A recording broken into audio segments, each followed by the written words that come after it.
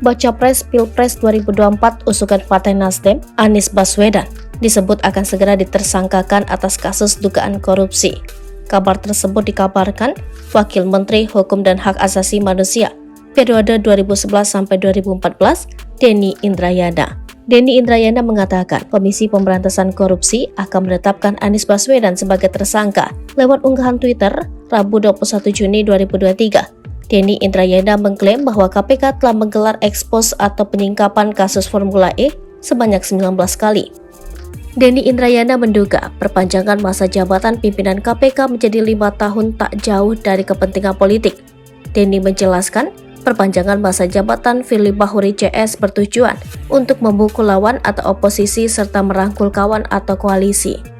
Ia pun berharap agar Presiden Joko Widodo menghentikan aksi cawe-cawe menjelang pemilihan umum 2024. Apa tanggapan KPK terkait pernyataan Denny Indrayana tersebut? Juru bicara KPK Ali Fikri membantah telah ada penetapan tersangka dalam kasus dugaan korupsi Formula E.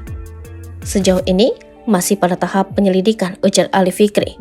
Soal rumor rencana penetapan Anies Baswedan sebagai tersangka itu, KPK menegaskan tidak akan menanggapi pernyataan yang berbasis asumsi dan persepsi. Akan tetapi, menurut Ali Fikri, pihaknya menghargai pernyataan tersebut sebagai suatu hak kebebasan berpendapat.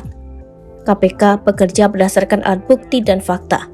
Ali melanjutkan, pihak-pihak yang berasumsi bahwa penanganan perkara berbau politik justru sedang menarik dan mempengaruhi kerja penegakan hukum ke arah politis. Atas dasar alat bukti dan fakta itu, nantinya KPK sebagai penegak hukum akan menyerahkan pengujian perkara di persidangan. Dia menegaskan, penanganan perkara di KPK tetap akan fokus sesuai mekanisme dan prosedur hukum.